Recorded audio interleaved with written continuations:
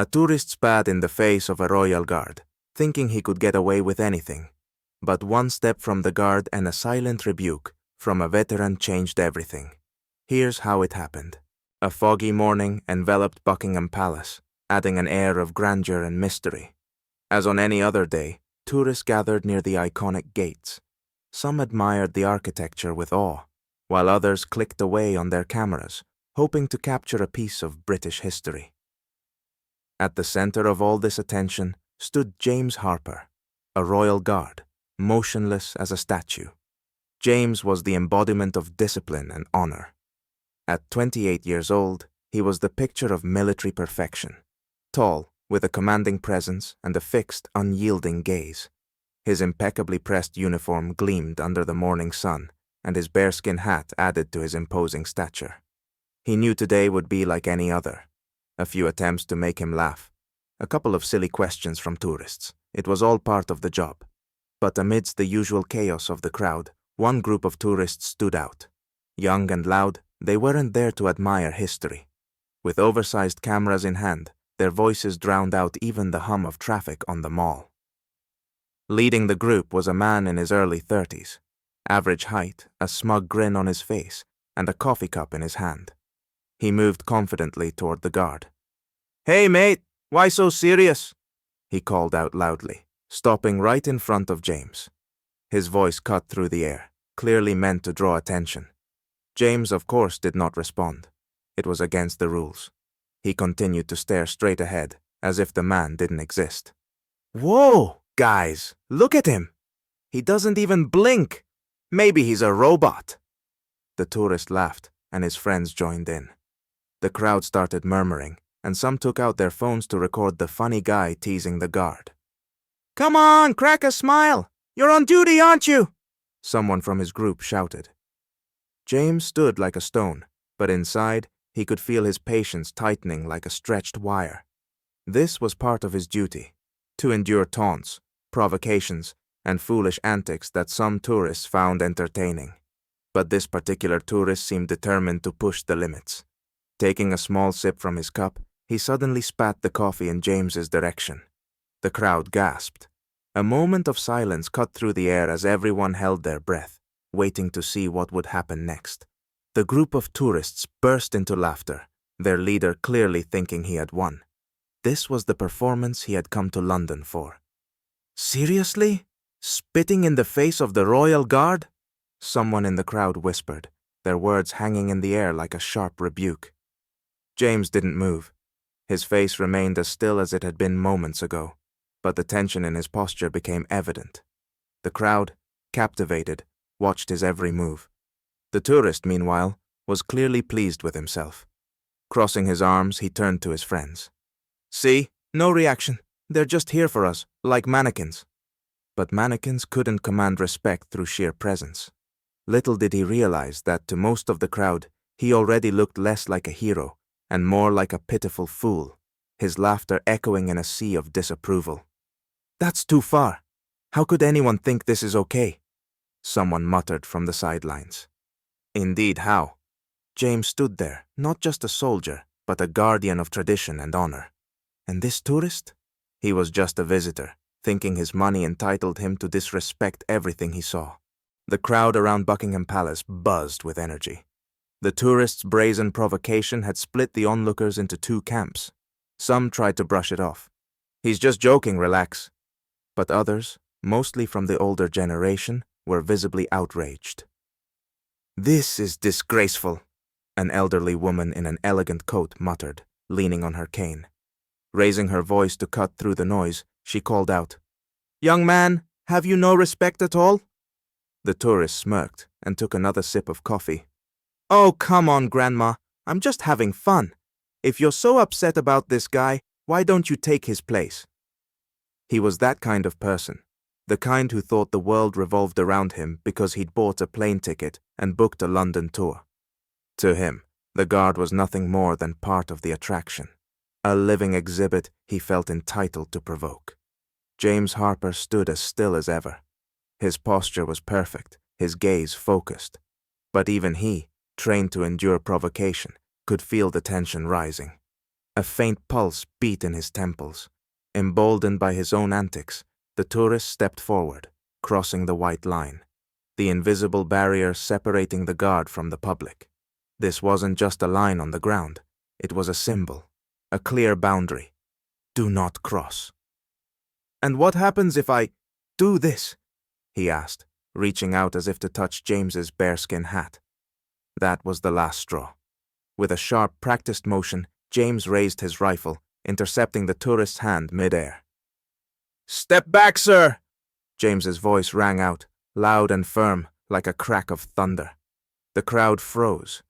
Even those who had been laughing moments earlier fell silent. The resolve in James's voice and the tension in his stance were impossible to ignore. He stared at the tourist with a calm intensity, studying him as if deciding whether he even deserved a warning. The tourist flinched, but quickly tried to recover. He couldn't show weakness in front of his friends. Jerking his hand back, he turned to the crowd, looking for support. "Oh, wow, look at him! So serious!" he sneered, his voice quieter, but still defiant. His friends tried to egg him on. "Come on, show him who's boss. What's he gonna do?" One of the group theatrically pulled a few coins from his pocket and tossed them at James's feet. "Here's a tip for you, mate," he said with a mocking grin. James didn't flinch. His face remained impassive, but the tight grip on his rifle revealed the strain of his restraint. Even as the coins clinked against the stones, he didn't move. "This isn't funny! It's disgusting!" Someone in the crowd finally shouted. The tide was turning.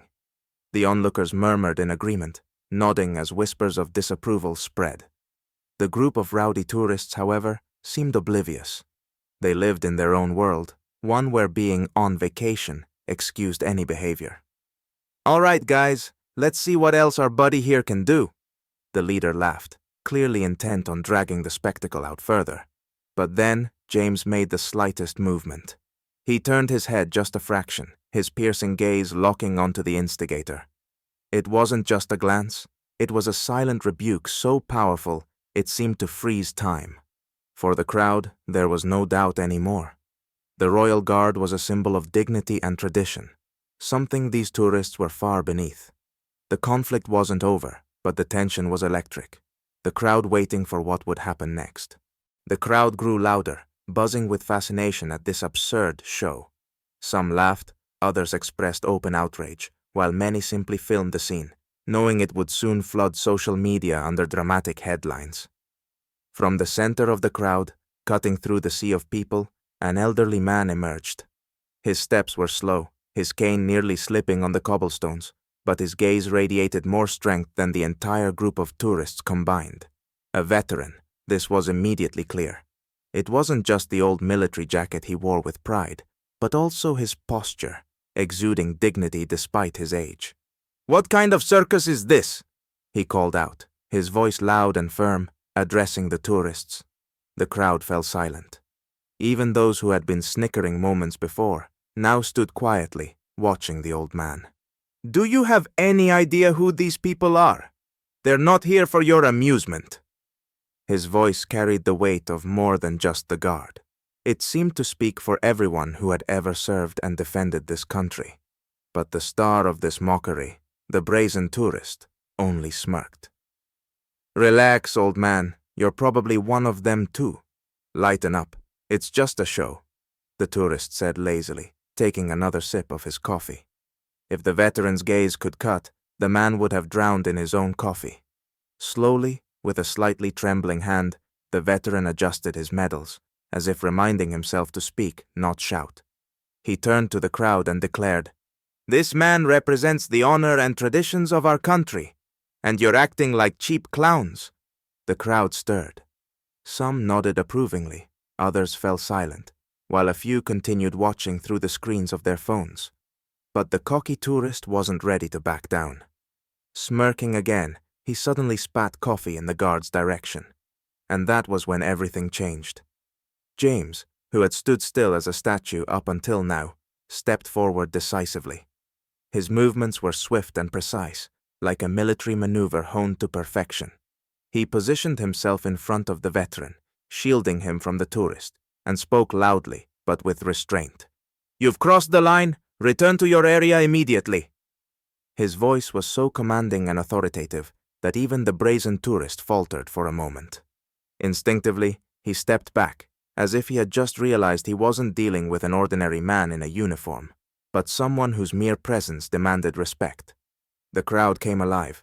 Someone began clapping, as though recognizing that this was a moment worth honoring. "Good for him!" shouted the elderly woman who had earlier tried to shame the tourist. Her voice was echoed by others in the crowd. "Now that's a real man," someone called out.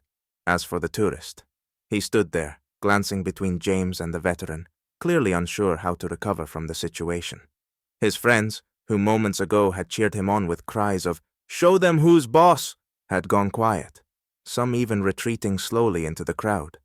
All attention was now on James and the veteran. The veteran looked at James with gratitude in his eyes and softly said, "Good job, son." It wasn't just a simple thank you. It was an acknowledgement that dignity and tradition could still rise above cheap entertainment. James nodded silently, holding his position, but the respect in his eyes was unmistakable. The crowd, once divided, now burst into applause and cheers of support. This was no longer a spectacle for tourists. It had become a story of resilience and respect, one that none of them would soon forget. The tourist began to realize things weren't going his way. The crowd was no longer laughing. His friends, who had cheered him on moments ago, were now averting their eyes, some even looking embarrassed. It seemed they were ashamed of themselves for encouraging him earlier. The man tried to ease the tension. "Hey, come on, everyone. It was just a joke. Lighten up. Why so serious?" he said, glancing around, hoping for some supportive smiles. Instead, he was met with disapproving glares.